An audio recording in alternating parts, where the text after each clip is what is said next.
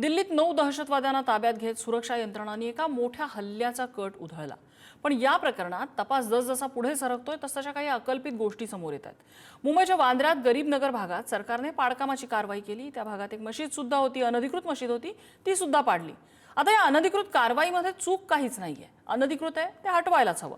पण या घटनेनंतर त्याच कारवाईचा बदला घेण्यासाठी काही तरुण देशात विविध ठिकाणी हल्ला करायचा कट रचत होते। हे सगळं तपासात समोर आलंय। तेच हे अटकेत असलेले दहशतवादी। हे दहशतवादी देशाबाहेरून आलेले नाहीत, ते इथलेच तरुण आहेत। त्यांचे हँडलर्स मात्र पाकिस्तानात आहेत। ही सगळ्यात गंभीर बाब आहे। हायब्रिड दहशतवाद ही देशाला लागलेली एक सगळ्यात मोठी कीड आहे। पण असं नेमकं काय घडलंय की आपल्या देशातल्या तरुणांची माथी अशी कट्टर विचारांनी भडकवली जात आहेत? ही पहिलीच घटना नाहीये। अगदी काही दिवसांपूर्वी तुम्हाला आठवत असेल तर मीरा रोड भागात एका व्यक्तीने तू हिंदू आहेस का असा प्रश्न विचारत एका सुरक्षा रक्षकावर चाकू हल्ला केलेला होता। हा तरुण उच्च शिक्षित होता, पण कट्टर विचारांचा पगडा त्याच्यावर होता। पहलगाम, उरी, पुलवामा, पठाणकोट यासारख्या हल्ल्यात सगळ्या दहशतवाद्यांना स्थानिकांची मदत झाली। म्हणजे पाकिस्तान इथले चेहरे शोधतंय आणि त्यामध्ये ते आपले मोहरे बनवतंय। हे पाकिस्तानचं धुरंधर मॉड्यूल आहे का? हे थांबवायचं कसं? धार्मिक राजकारणामुळे अशा घटनांना फोडणी मिळते का? कट्टरतावाद सीमेपलीकडून होत असेल तर तो रोखायचा कसा? याच विषयी आपल्याला आज चर्चा करायची आहे।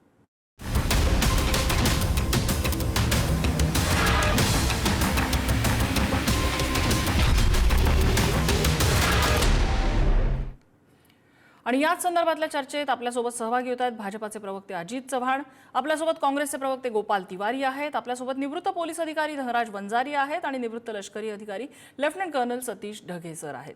मी सुरुवातीला जाते वंजारी सरांकडे। वंजारी सर, हायब्रिड दहशतवाद ही संज्ञा आत्ताची नवीन नाहीये, ही अनेक वर्षांपासूनची आहे। काश्मीरच्या व्हॅलीनं तो हायब्रिड दहशतवाद बघितलाय, भारतातल्या अनेक शहरांनी स्लीपर सेलच्या माध्यमातून तो हायब्रिड दहशतवाद बघितलेला आहे। आता ही घटना घडली आहे, त्यात ह्या तपासात समोर येते की गरीब नगरमध्ये जी घटना घडली वांद्र्याच्या, त्याचा बदला म्हणून आम्ही हे करतोय।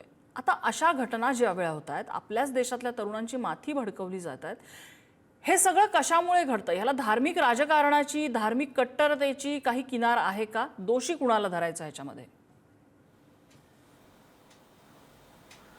दहशतवाद मुळातच ही एक अति विकृत स्वरूपाला गेलेली भावनात्मक कृती आहे। भावना तीव्र करून घ्यायच्या आणि त्या विकृत प्रकारे कार्यान्वित करायच्या आणि त्याप्रमाणे काहीतरी उत्पात घडवून आणायचा, त्याची अंमलबजावणी करायची। याला आपण साधारण भावनिक याच्यामधून उत्पातामधून निर्माण होणारा दहशतवाद असं म्हणू शकतो। आता हायब्रिड हा जो शब्द आहे हा अगदी 1993च्या बॉम्बस्फोटापासून प्रचलित आहे। जसं तू म्हणाली ते योग्य आहे। हा शब्द खरा अर्थ याचा असा आहे की इथले जे अशा प्रकारे भावनिक दृष्ट्या अति कट्टर विचारांनी भारावलेले लोक आहेत, त्यांना हाताशी धरून त्यांना काय पाहिजे ते साधन सामुग्री देऊन इथे काहीतरी घडवून आणायचं, असा जो एक प्रघात निर्माण झाला। आणि मला वाटतं हा 1993च्या ज्या बाबरी पतनानंतरच्या दंगली झाल्या त्याचा बदला म्हणून मग ते बॉम्बस्फोट 93चे जे झाले 12 मार्च रोजी, या सगळ्या प्रकारात तो घडलेला आहे। आणि इथले लोक त्याच्यात कसे वापरले जातात हेही आपल्या सगळ्यांच्या नजरेसमोर आलेला आहे की संजय दत्त सारखा नट सुद्धा त्याच्यातून सुटला नाही। हा हायब्रिड दहशतवादाचा मॉड्यूल सोपा मॉड्यूल आहे की इथलेच लोक जे भावनिक दृष्ट्या कट्टर विचारांनी भारावलेले आहे आणि त्यांना काहीतरी निमित्त पाहिजे की तुमची मशीद तोडली ना गरीब नगर मधली, मग चला मग तुम्ही का गप्प, तुम्ही आता गप्प राहिलात तर उद्या तुम्ही मराल, उद्या तुमच्या पिढ्या नष्ट होतील, असं काहीतरी त्यांना भडकवणारं वक्तव्य किंवा काहीतरी भडकवणारे विचार हे सीमेपलीकडून येतात। आणि नंतर मेन प्रश्न येतो, इथं हायब्रिड दहशतवादाचा मुख्य कणा आहे अर्थकारण। यांना हे सगळे अशा प्रकारचे मॉड्यूल कार्यान्वित करण्यासाठी, प्रायव्हेट सॅटेलाइट फोन वापरण्यासाठी पैसा कोण पुरवतो? तर तो सरहद्दी बाहेरून पुरवला जातो। जसं धुरंधरचं मॉडेल तू उल्लेख केलाय, धुरंधरचं मॉडेल हेच आहे ना। या धुरंधरचं मॉडेल चित्र एक पट म्हणून ते पहिल्यांदा आलेलं आहे. पण हे फार पूर्वीपासून गुप्तचर यंत्रणा दोन्ही काय सगळ्या जगातल्या गुप्तचर यंत्रणेना या मॉड्यूलची कल्पना असे मॉड्यूल्स राबवले जातात. मग तो बलुचिस्तान असो की इस्रायल असो गाझा पट्टी असो त्याच्याकडे हे मॉड्यूल असे असतात. तर हे नाकारता येत नाही. प्रश्न इथे महत्वाचा असा आहे की आपण काय करतो. आपण या ठिकाणी असे मॉड्यूल्स अस्तित्वात येऊ नये त्यासाठी काय केलं पाहिजे. जर आले असतील तर आगाऊ कारवाई जशी याच्यामध्ये अतिशय स्पृहणीय कारवाई गुप्तचर यंत्रणेने केलेली आहे ती आपल्याला करायला पाहिजे जेणेकरून आपलं घर सुरक्षित राहील. आपण येऊया त्या सगळ्या मुद्द्यांकडे यायचंच आहे. मला ढगे सरांकडे जायचं. ढगे सर, याच्यामध्ये हा कट्टरतावाद किंवा आपल्याच तरुणांना आपल्याच देशाविरोधात भडकवणं हे सोपं नाहीये. त्याच्यासाठी सुपीक जमीन ही इथेच कशामुळे तरी तयार होऊ शकते. तो कट्टरतावाद इथे रुजवायला इथली परिस्थिती कारणीभूत असते. कुठली परिस्थिती आहे ज्यामुळे हा कट्टरतावाद इथे रुजतोय? नक्कीच. वंजारी सरांनी जो आर्ग्युमेंट त्या ठिकाणी ठेवला त्यालाच मी पुढे कंटिन्यू करतोय. मुळात 1993 मध्ये बाबरी मस्जिद डिमॉलिशन त्या ठिकाणी झालं आणि तो कुठेतरी जो आहे मनामध्ये एक प्रकारे आकस ठेवून त्यानंतर दंगली झालेल्या आपण त्या ठिकाणी पाहिल्या. आणि आज घडीला बदललेली परिस्थिती तुम्ही लक्षात घ्या. आपण 2026 मध्ये आहोत आणि मुख्यतः पाकिस्तानला ब्लीडिंग इंडिया थ्रू 1000 कट्स भारताला परेशान करायचंय, भारताला जे आहे ब्लीड करायचंय आणि म्हणून वेळोवेळी तो दहशतवादाचा वापर त्या ठिकाणी करतोय. पण 2026 मधली परिस्थिती बदललेली आहे. कशा प्रकारे बदललेली आहे? एक महत्वाचा घटक म्हणजे जम्मू काश्मीरमध्ये जे आहे ज्याला आपण अँटी इन्फिल्ट्रेशन ग्रीड म्हणतो, म्हणजे थोडक्यात पाकिस्तानमधून दहशतवादी जे सरळ सरळ सीमा पार करून त्या ठिकाणी येत होते, एक प्रकारे जे आहे तिथे स्मार्ट फेन्सिंग केल्यामुळे त्याचबरोबर टेक्नॉलॉजीचा वापर केल्यामुळे त्याला काही अंशी जो आहे एक प्रकारे आडकाठी त्या ठिकाणी बसलेली आहे. म्हणून हे दहशतवादी सुद्धा जे आहे कधी ड्रोनचा वापर करून आणि त्याहून महत्वाचं अशा प्रकारे जे सो कॉल्ड मी म्हणेल की हुकलेले अशा प्रकारचे जे प्राणी आहेत, सो कॉल्ड रॅडिकलाइज्ड माइंड्स आहेत, अशा प्रकारच्या तरुणांना टार्गेट करण्याचा प्रयत्न करतात. खरं म्हटलं तर मला हे काही नवीन वाटत नाही. म्हणजे रामायण घडलं तर त्यासाठी बिभीषण होता. माझ्या मते पहलगाम दहशतवादी हल्ला झाला तर त्याला सुद्धा जे आहे जम्मू काश्मीरमध्ये सपोर्ट करणारे असे काही स्थानिक नागरिक होते, म्हणूनच पहलगामचा दहशतवादी हल्ला होऊ शकला. आणि त्याच प्रकारे जर मुंबईमध्ये सुद्धा जर अशा प्रकारच्या सगळ्या घटना आपल्या समोर त्या ठिकाणी येत आहेत, याचा सरळ सरळ अर्थ आहे अजून सुद्धा फक्त मुंबईमध्येच नाही, भारतामध्ये स्लीपर सेल्स या अजूनही त्या ठिकाणी आहेत. लोन वुल्फ अटॅक करण्यासाठी म्हणजे थोडक्यात एकटाच अशा प्रकारचा दहशतवादी हल्ला करण्यासाठी हुकलेले जे तरुण आहेत ते सुद्धा त्या ठिकाणी आहेत. आणि मग ही अशा प्रकारची परिस्थिती असताना त्यांच्या मनामध्ये जो एक प्रकारचा सरांनी जसा आता पॉइंट आउट त्या ठिकाणी केलं की इकॉनॉमिक, माझ्या मते आर्थिक कारण हे फक्त एक आहे. 144 कोटी जनता आम्ही आहोत, आमच्याकडे विविधता त्या ठिकाणी त्याच्यात आहे, त्याच्या सोबतीला बेरोजगारी मोठ्या प्रमाणामध्ये त्याच्यात आहे. आणि मग याच्या सोबतीला तुमचं राजकारण येते, धर्माच्या आधारावर राजकारण त्या ठिकाणी तो भाग असेल, सामाजिक परिस्थिती त्या ठिकाणी असेल आणि मग बाहेरून सपोर्ट करणारे लॉजिस्टिक त्याचबरोबर पैशाचा सपोर्ट करणारे असे जर पाकिस्तानकडून घटक मिळत असतील तर अशा प्रकारचं पोषक वातावरण हे खूप महत्वाचं तुम्ही सांगितलंय. इथली सामाजिक राजकीय परिस्थिती अशा घटकांना कितपत खतपाणी घालते. मी गोपाल तिवारींकडे हाच मुद्दा घेऊन येते. गोपाल तिवारीजी, इथली सामाजिक राजकीय परिस्थिती अशा गोष्टींना आमंत्रण देते?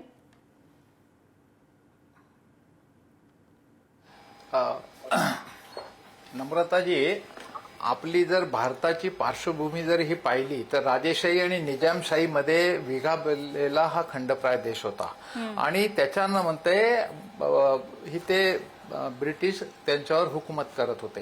अनेक भारतात म्हणजे दिल्लीमध्ये निजाम होते, हैदराबादचे होते. हे मुसलमान जे काही आजच्या भारताच्या भूमी आहेत ते काही काल आज मध्ये किंवा 47-48 नंतर किंवा 14 नंतर टपकलेले नाही. ते पूर्वीपासून निजामशाही आणि राजेशाही मधला हा भारत होता.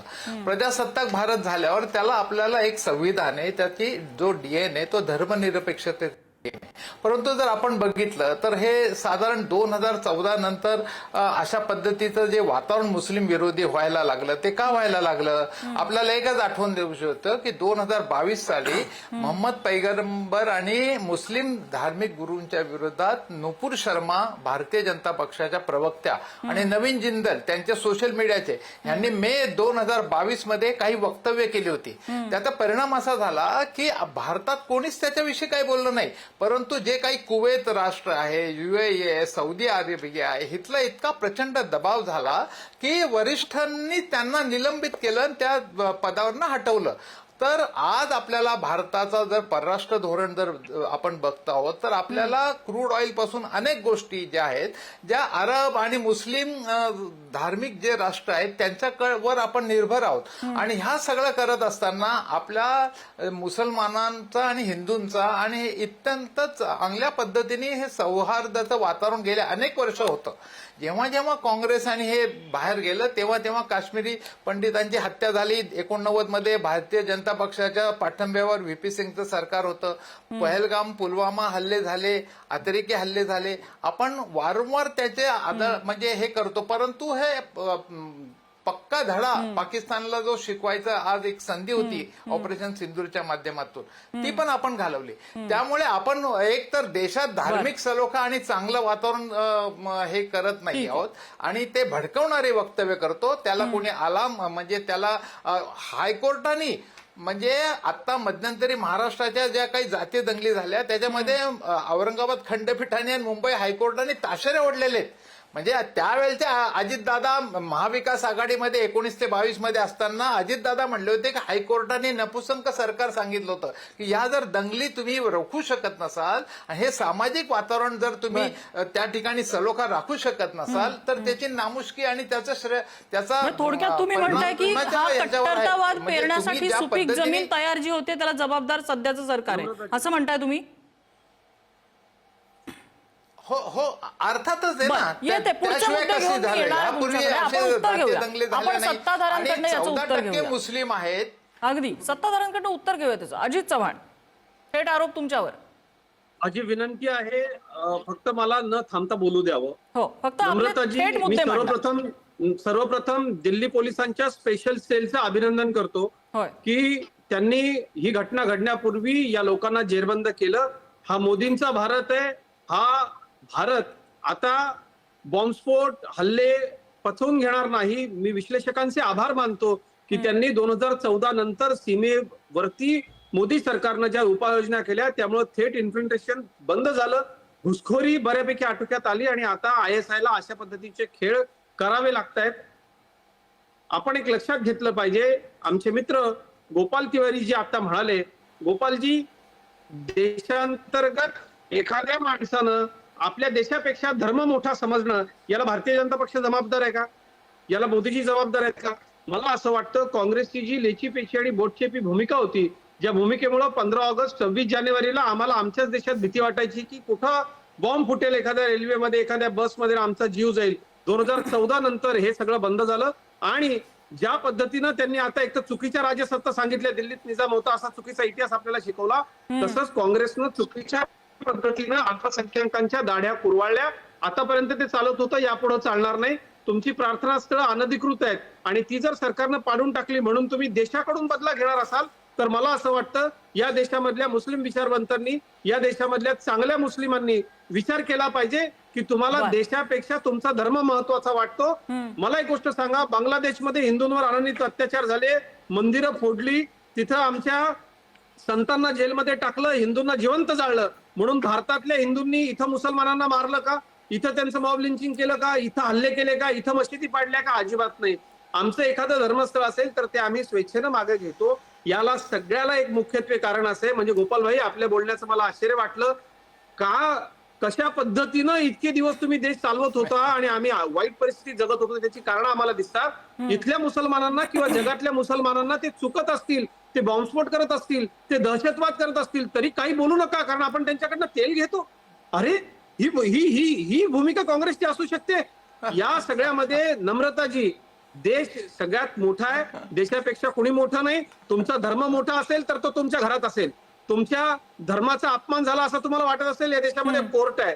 त्याकरता सर तनसे जुदा सांगून तुम्ही जर कधी लोकांचे गळे कापत असाल, तुम्ही रस्त्यावरती उतरत असाल आणि वाटलं पाहिजे एक गोष्ट लक्षात घ्या, 157 देशात मुस्लिमांचे, या 157 देशांमध्ये भारतही अतिशय सन्मानजनक तिथे सदस्य आहे आणि मुस्लिमांचं प्रतिनिधित्व करतो. मोदीजी त्याला अतिशय आदरानं जातात. पाकिस्तानपेक्षा आपल्याला जास्त तिथे इज्जत आहे. त्यामुळे मुस्लिमांना दुखवू नका अशी भीती काँग्रेसने इतकी वर्ष दाखवली. यापुढे ते चालणार नाही. देश सर्वोच्च आहे, देशाची प्रतीक सर्वोच्च आहे, या देशाची सुरक्षा सर्वोच्च आहे. धर्म आमचा मोठा आम्हाला वाटत असेल तर तुमच्या घरी यापुढे धार्मिक मूलतत्ववाद्यांनी या देशाच्या विरोधात अशा पद्धतीनं अंतर्गत युद्ध पुकारण्याची जर सुरुवात केली, त्याला जसं आता दिल्ली पोलिसांच्या स्पेशल सेलनं सडेतोड उत्तर दिलंय, हे मोदी सरकार आहे.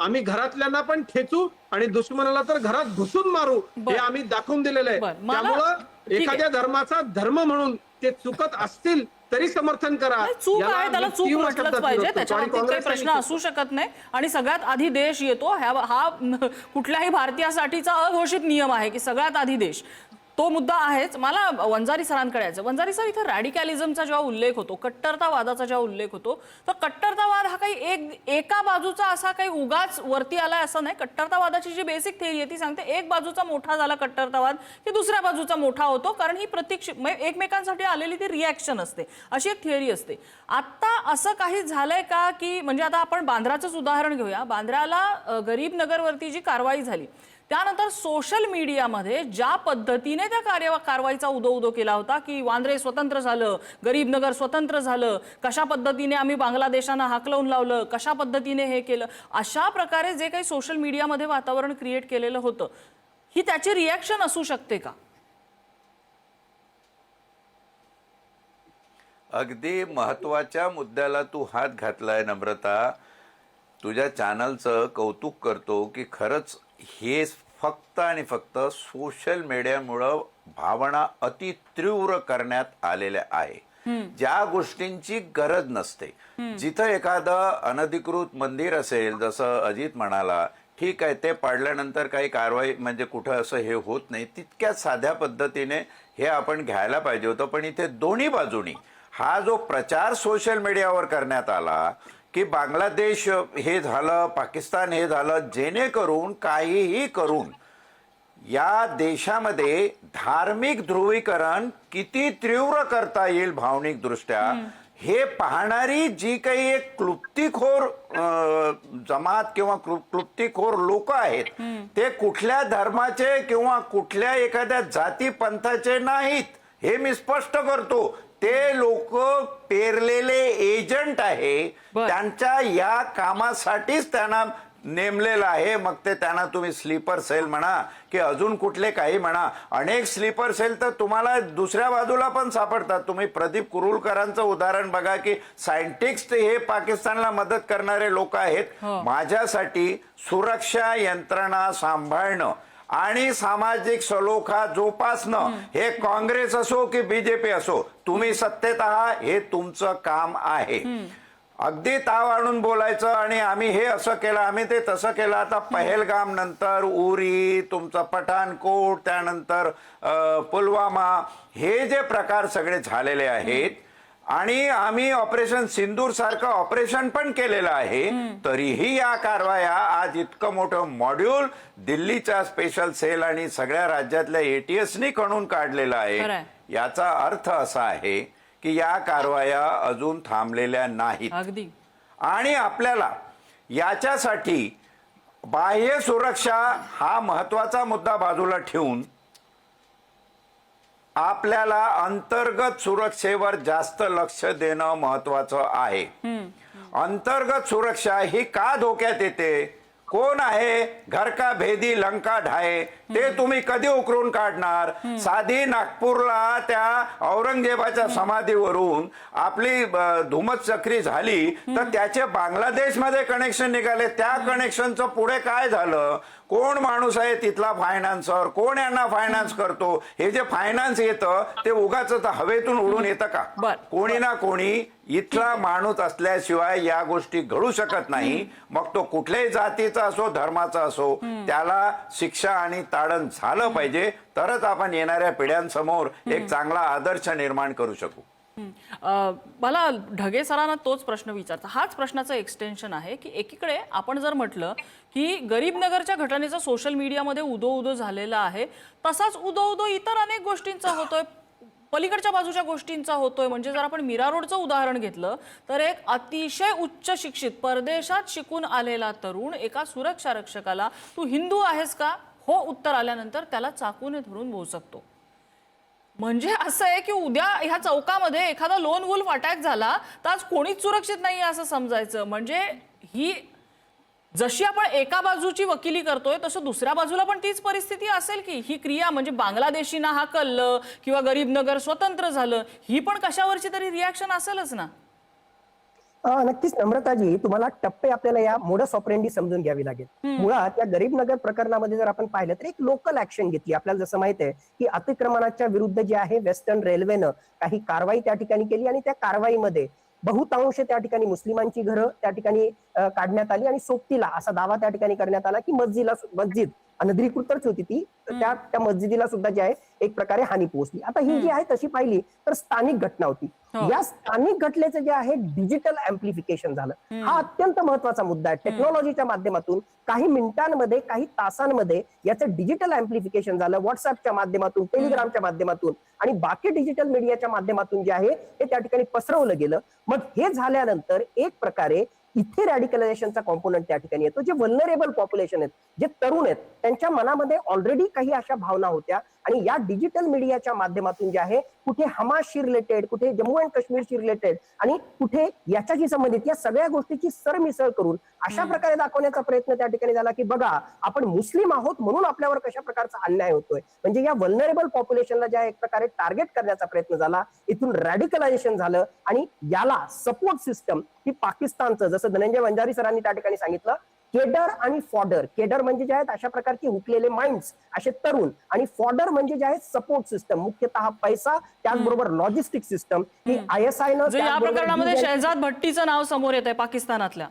नक्कीच. तर त्याच्याकडून जो आहे तो सपोर्ट सिस्टम त्या ठिकाणी आली आणि मग ही सगळी दोघांची गट्टी जमल्यानंतर कायनेटिक ऍक्शन म्हणजे जी व्हायलंट ऍक्शन जी आहे ती समोर त्या ठिकाणी आली आणि याच्यानंतर भविष्यामध्ये त्यांना वेगवेगळ्या कारवाया करायच्या होत्या. मग हे सगळं गणित किंवा ही सगळी जर मोडस ऑपरेंडी आपण समजून घेतली तर आपल्याला प्रत्येक टप्प्यावर ऍक्ट करावं लागणार आहे. इथे जे आहे आपण कितीही दावे केले आणि खरोखरच जर आपल्याला त्याचं विश्लेषण करायचं असेल तर आपल्याला हे मानावं लागेल की आपलं इंटेलिजन्स ही फक्त एक घटना नाही. Intelligence is our weak link. मग ते पहलगाम दहशतवादी हल्ला असो किंवा या सगळ्या गोष्टी असो, आता आपण कारवाई केली, मोठी घटना जी आहे टाळली, पण इंटेलिजन्स ही वीक लिंक आहे. मग या ठिकाणी जे आहे टेक इंटेलिजन्स, टेक्निकल इंटेलिजन्स साठी जे आहे खरोखरच आपल्याला काही गोष्टी त्या ठिकाणी करता येतील का? फक्त नावासाठी नॅट ग्रेड म्हणून किंवा MSc म्हणून नाही चालणार. 2009चा मुंबई हल्ला आणि 2026 काही घटना घडल्या, पण आज सुद्धा जे आहे मुंबई तेवढीच वल्नरेबल आहे. आज सुद्धा जे आहे मुंबईवर दहशतवादी हल्ला होऊ शकतो, हे सत्य आहे. एक फक्त महत्वाचा मुद्दा त्या दादर स्टेशनची रेकी केली होती या प्रकरणामध्ये.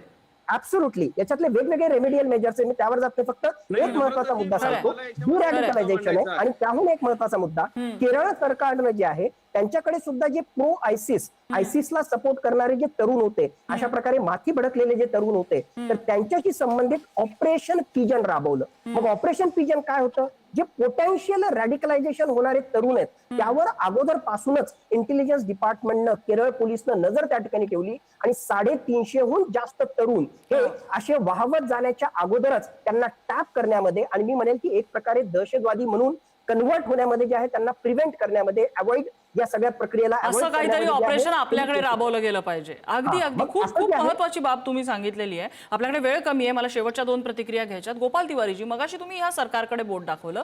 बरं, अशा प्रकारे हायब्रिड दहशतवाद, स्लीपर सेल्स आहे फक्त या सरकारच्या काळात होत आहेत अशातला भाग नाही. ते तर तुम्हीच सांगितलं की बाबरीपासून होत आहेत, तेव्हापासून तर तुमचं सरकार होतं. त्याच्यामुळे सरकारकडे बोट दाखवण्यात काही पॉइंट नाहीये ना. नाही, मुद्दा असा आहे की त्याच्यानंतर तर जेव्हा हे हल्ले कधी झाले, आता वंजारी साहेबांनीच सांगितलं ना, उरी हल्ला, पठाणकोट हल्ला. पठाणकोट ISIला पाकिस्तानमध्ये 75-70 वर्षात पहिल्यांदा देशात हवाई केंद्राला तिथे तपासणी करायला कोणी परवानगी दिली? यांनीच दिली ना. दुसरं असं की आता जो सिंदूर ऑपरेशन झालं तेव्हा कर्नल सोफिया कुरेशी आणि व्योमिका सिंग आणि त्या ठिकाणी परराष्ट्र खात्याची सचिव मिस्त्री साहेब आणि राजीव कुमार यांनी वेळोवेळी त्या ऑपरेशनची माहिती दिली. त्याच्यानंतर काय उठवलं गेलं सोशल मीडियाला की त्या सोफिया कुरेशीचा धर्म काढला गेला की पाकिस्तानला आम्ही बघा मुस्लिम महिला तुम्हाला उत्तर देण्याकरता तुमचीच बहीण पाठवली. हे कशाचं द्योतक आहे? आणि याच्यावर काय कारवाई केली या सगळ्या लोकांनी? जे त्या ठिकाणी लष्करांनी मोदींचं धन्यवाद दिले पाहिजे. काय काय म्हणजे तिथले मध्य प्रदेशचे मुख्यमंत्री वगैरे हे काय काय बोलले? मला अजून एक सांगायचं की आज जे काही हे संशय झाले, माझ्याकडे अनेक पेपर आहे, त्याच्यामध्ये आज आलेले की 8-8 जणांना, काही जणांना दहशतवाद्यांना अटक केली. या सगळ्या ह्याच्यामध्ये सूत्रांकडनं, पोलिसांकडनं माहिती मिळाली. आमची अशी प्रामाणिक इच्छा आहे की पोलीस महासंचालक, पोलीस कमिशनर, दिल्लीचे कमिशनर यांनी पुढे येऊन जशी ऑपरेशन सिंदूरची माहिती दिली तशी एक जबाबदार अधिकाऱ्यांनी काय काय पकडलं, काय काय पद्धतीने त्यांच्यावर कारवाई केली याची माहिती मीडियाच्या समोर द्यायला पाहिजे ना. एखादा छोटा मोठा दरोडा पडला तर तिथले पोलीस आयुक्त आणि सुपरिटेंडेंट ऑफ पोलीस पुढे येऊन माहिती देतात. ह्या गेल्या 4-8 दिवसामध्ये फक्त अशा ह्या लोकांना अटक केलं, चांगलंय, आम्हाला अभिमान वाटतो आमच्या पोलिसांचा, भारताच्या पोलिसांचा. परंतु एक जबाबदार अधिकाऱ्याने नक्की ऑपरेशन काय झालं, त्यांच्यावर कुठे कारवाई झाली, कोण सापडले गेले, पूर्ण माहिती अशा पद्धतीने डिस्क्लोज केली जात नसावी. काही त्यातले कंगोरे जे समोर येत आहेत त्याच्याबद्दल आपण बोलतो. मला शेवटची कमेंट घ्यायची अजित चव्हाण यांची. अजित चव्हाण, थोडक्यात. हे बघा, आता मला असं वाटतं गोपाल, आता मला एकच माहिती आहे की जर शत्रूचे जर काही लोक पकडली तर त्यांचा पर्दाफाश तर केला पाहिजे अगदी ना. अगदी अगदी आणि ते समोर आणलेले आहेत माध्यमांसमोर. अजित चव्हाण, मला नम्रताजी असं वाटतं की या देशामधल्या राजकीय पक्षांच्या बोटचेप्या भूमिकेमुळं आणि विशिष्ट लोकांच्या लांगुल चालनामुळं आजपर्यंत आमच्या कुठली बोटचेपी भूमिका जरा, कुठली बोटचेपी भूमिका जरा ते पण जाहीर करा ना. या देशामधल्या सर्वच राजकीय पक्षांची जबाबदारी आहे की देशाच्या जनतेला सुरक्षित वातावरण उपलब्ध करून त्यांनी दिलं पाहिजे. मला असं वाटतं की या देशामधल्या मुस्लिमांनी एक लक्षात घेतलं पाहिजे की हा देश त्यांचा आहे, ते बरोबरीचे या देशाचे मालक आहेत. यापूर्वी एक पाकिस्तान आपण धर्माच्या आधारावरती काँग्रेसच्या नाकर्तेपणामुळे फाळणी करून दिलेला आहे. त्याचे एक आणखी तुकडा झाला बांगलादेश. यापुढे ते होणार नाही. कुठल्याही देशाची गुप्तचर यंत्रणा ही दुसऱ्या देशामध्ये विशेषतः द्विराष्ट्राचा सिद्धांत तुम्ही आणला होता हो. परंतु द्विराष्ट्राचा सिद्धांत श्यामाप्रसाद मुखर्जी यांनी आणला होता. वापर का केला जिना बरोबर याचं कारण शोधलं पाहिजे आणि मुस्लिम समाजाच्या लोकांनी देखील एक गोष्ट घेतली पाहिजे. मुस्लिम राष्ट्र आणि हिंदू राष्ट्रांचा धर्म मोठा असं मानाल श्यामाप्रसाद मुखर्जी, सावरकर यांनीच मानला होता द्विराष्ट्राचा सिद्धांत. तुमच्या देशाची फाळणी झाली, काँग्रेसच्या नाकर्तेपणामुळे देशाची फाळणी झाली. आपल्या मातृसंस्थेच्या नेत्यांनी केले, कुणी केलं? श्यामाप्रसाद मुखर्जींनी केलं होतं. 1933 साली कुणी केलं? बंगालमध्ये मुस्लिम लीगची युती कुणी केली? मोदी सरकारच्या काळामध्ये आमच्या यंत्रणा नसलेल्या गोष्टी सांगू नका. यांना सिंदूर खोटं वाटतं, पाकिस्तानला केलेली कारवाई खोटी वाटते, दहशतवादी पकडले तर यंत्रणांनी समोर येऊन माहिती दिली असं यांना वाटतं. यांच्या काळामध्ये सुनील दत्त खासदार असताना गरीबनगर वसवलं जातं, तिथं अनधिकृत मशिदी उभ्या केल्या जातात. देशामध्ये कोट्यवधी अनधिकृत मशिदी उभ्या केल्या जातात. अशा झोपडपट्ट्या बसवल्या जातात, मी नाव घेऊन रेकॉर्ड सांगतो. मुंबईमध्ये यांच्या 2 काँग्रेसच्या आमदारांनी इतक्या मोठ्या झोपडपट्ट्या बसवल्या. काँग्रेस मुंबईमधल्या झोपड्या वाढण्याला, तिथं बांगलादेशी येण्याला, तिथं घातपात होण्याला काँग्रेस कारणीभूत आहे. हे मी नाव घेऊन सांगतो. असलम शेख आणि यांचे जे दुसरे एक आमदार आहेत, पालकमंत्री होते त्या काळामध्ये, त्यांनी बेकायदेशीर झोपड्या वसवल्या, तिथं बांगलादेशी आणले आणि आपल्या मतदानासाठी देशाची सुरक्षा कोणाला लावली. मला फक्त इतकंच सांगायचंय की या देशामध्ये हा देश जबाबदारी जेवढी हिंदूंची आहे, जेवढी ख्रिश्चनांची आहे, शिखांची, तेवढीच मुस्लिमांची सुद्धा आहे.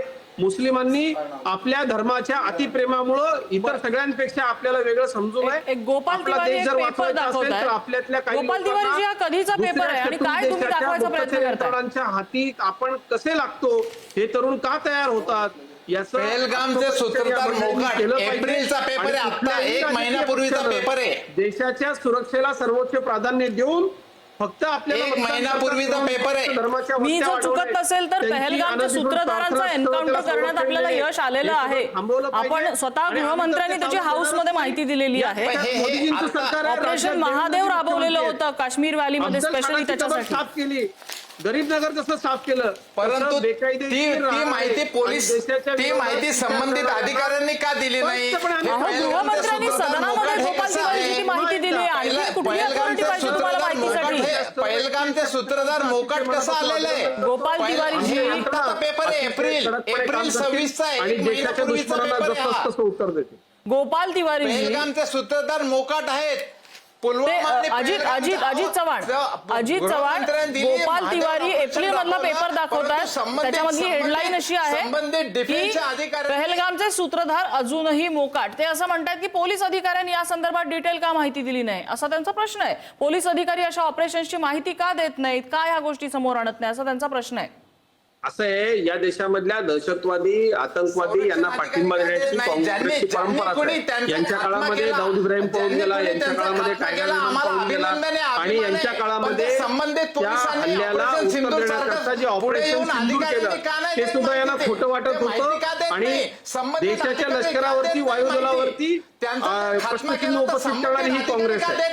आता असं आहे की काँग्रेसची हळूहळू इतकी अधोगती होत चाललेली आहे. देशाच्या सुरक्षेसारख्या अतिसंवेदनशील मुद्द्यावरती सुद्धा जर काँग्रेसला फार माहिती हवी असेल आणि फक्त काही विशिष्ट धर्माच्या लोकांवरच आम्ही अत्याचार होतोय, जिथं जर हिंदू पकडले गेले असते तर हिंदूंचं एखादं मंदिर बेकायदेशीर पाडलं गेलं असतं तर अशा पद्धतीनं बदला घेण्यासाठी दहशतवादी हल्ले करण्याची योजना आखली असती का? अजिबात आखली नसती. एक गोष्ट लक्षात घ्या, अशा पद्धतीच्या देशाच्या सुरक्षेला घातक असणाऱ्या लोकांना पाठिंबा देण्याची काँग्रेसची यापूर्वीपासूनची परंपरा राहिलेली आहे. त्या आपल्या परंपरेनुसारच काँग्रेस वागते. वरिष्ठ अधिकारी वर्ग पुढे येऊन ही माहिती करणारे नाही. एक लक्षात घ्या गोपालभाई, एक लक्षात घ्या, संबंधित संरक्षण या देशामध्ये घातपात घडवणारे अतिरेकी पकडले गेले तर त्यांच्या मानवाधिकारांचं उल्लंघन झालं म्हणून काँग्रेस गळा काढत असेल तर काँग्रेस पक्ष देशविरोधी आहे असं मी ठणकावून सांगतो. हे सूत्रांकडनं काय माहिती येते? मला वंजारी सरांकडे जायचं. माझ्याकडे अगदी शेवटची काही मिनिटं आहे. मला शेवटची काही मिनिटं आहेत माझ्याकडे. आपण थोडीशी चर्चेची वेळ वाढवूया. वंजारी सर सोशल मीडियात वेगळा रॅडिकलिझम पसरवायची गरज आहे का जर अशी भांडणं होत असतील दोन पक्षांमध्ये तर सत्ताधारी आणि विरोधकांमध्ये?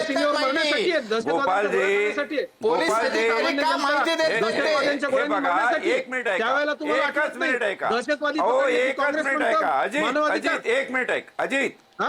अजित वंजारी सर बोलतायत, बोला वंजारी सर. अजित बाबा एक मिनिट आहे.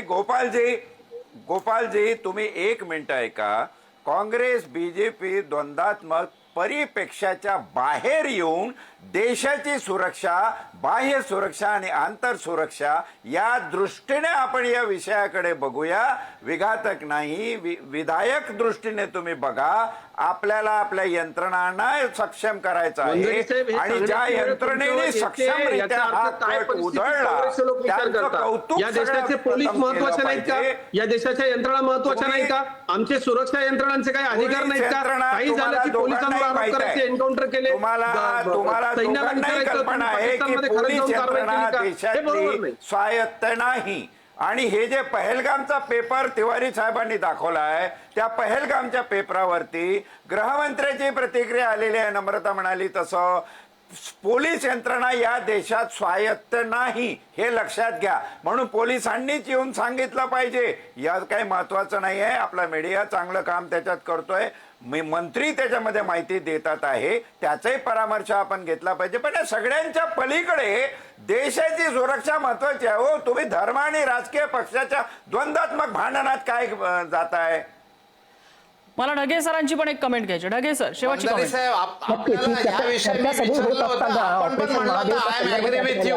ऑपरेशन महादेवच्या माध्यमातून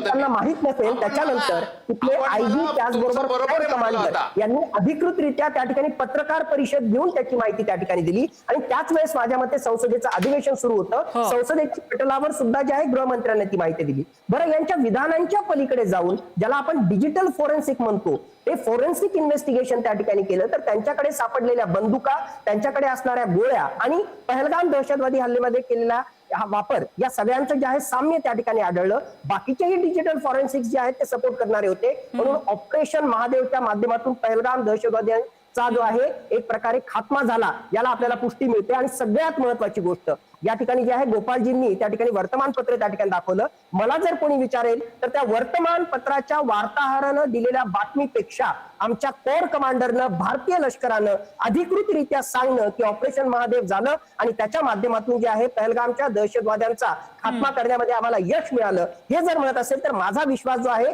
त्यांच्यावर आहे, फक्त एखाद्या वर्तमानपत्रामध्ये आलेल्या बातमीवर त्या ठिकाणी नाही. लार्जर इश्यू आपल्याला कन्सिडर त्या ठिकाणी करावा लागेल. भारतीय जनता पक्ष असेल किंवा काँग्रेस असेल, कुठे ना कुठेतरी आपण कमी पडलो. म्हणूनच जे आहे 70 वर्षानंतर सुद्धा जो आहे दहशतवादाचा आणि आंतरिक सुरक्षिततेचा प्रश्न जर असेल तर कुठेतरी आपण कमी पडलो. आत्मनिरीक्षण, आत्मपरीक्षण आपण त्या ठिकाणी करावं आणि राजकीय पक्ष म्हणून त्याच्या सोबतीलाच प्रशासन म्हणून, समाज म्हणून आणि माझ्या मते तुम्ही आम्ही म्हणून सुद्धा कशा प्रकारे आपल्याला या इश्यूला सॉर्ट आउट करता येईल याचा विचार करणं आवश्यक आहे. शेवटचा फक्त एक मुद्दा, नाही साहेब, याच्यामध्ये माझं आपल्याला एक सांगणं आहे की काँग्रेसच्या काळामध्ये हे सगळं होत होतं, मात्र काही घडण्यापूर्वी पोलिसांनी जी कारवाई केली आहे त्याला राजकीय इच्छाशक्तीची जोड लागते. त्यामुळं आमच्या सरकारला आपल्याला निश्चितपणे याचे मार्क्स द्यावे लागतील. आम्ही यंत्रणांच्या पाठीशी उभे राहतो, आम्ही सैन्याच्या पाठीशी उभे राहतो, याचे मार्क्स आहेत ना, सरकारला आहेत. पण म्हणून आपण काही गोष्टी आपण अजितजी आपण डिनाय करू शकत नाही. जसा 2008ला मुंबईवरती हल्ला झाला होता तसा गेल्या वर्षी दिल्लीवरती सुद्धा हल्ला झालेला होता. जसा अक्षरधाम मंदिरामध्ये दहशतवादी घुसलेले होते, तसे इतर अनेक हल्ले झालेले आहेत. पठाणकोटमध्ये दहशतवादी घुसलेले होते. काय आहे, सरकार कुठलंही असो, दहशतवादी कारवाया होत राहिलेल्या आहेत, त्याचं स्वरूप वेळोवेळी बदलत राहिले. आणि शेवटी जाता जाता अजितजी आणि गोपाल तिवारीजी, तुम्हाला दोघांनाही हेच सांगायचं आहे. अजितजी आणि Gopal Tiwariji, I am sorry तुम्हाला इंटरप्ट करायला लागेल, ही आपली वेळ संपली कार्यक्रमाची. राजकारण हे बहुसंख्याकाचं असू दे किंवा अल्पसंख्याकाचं असू दे, ते जिथे रॅडिकल होतं, जिथे ते कट्टरतावादी होतं, तिथे ते चूकच असतं. याची काळजी राजकीय पक्षांनी फक्त घ्यायला हवी. ती काळजी जर राजकीय पक्षांनी घेतली तर अशा घटना कमी होण्यासाठी खूपच जास्त मदत होईल. आणि राहिली, ढगे सरांनी एक खूप चांगलं सजेशन दिलं, ते म्हणजे डिजिटल फॉरेन्सिक्स. अशा पद्धतीने जर आपण कडवी नजर ह्या डिजिटल मीडियावरती, सोशल मीडियावरती जर ठेवली तरी सुद्धा अशा प्रकारे माथी भडकवणाऱ्या गोष्टी ह्या तरुणांपर्यंत पोहोचायच्या आधी आपल्याला त्या इंटरसेप्ट करता येतील. सरकार तशी यंत्रणा आणेल अशी अपेक्षा आहे.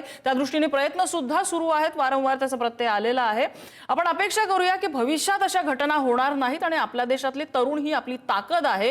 ते आपला देश पोखरणारं शस्त्र म्हणून परकीय शक्ती त्याचा वापर करणार नाहीत. या दृष्टीने आपण पावलं टाकायला हवी, सगळ्याच राजकीय पक्षांनी एकत्र येऊन. चर्चेसाठी आपल्याला सगळ्यांनी वेळ दिला, सगळ्यांचे आभार. आजचा धुळा इथेच थांबतो.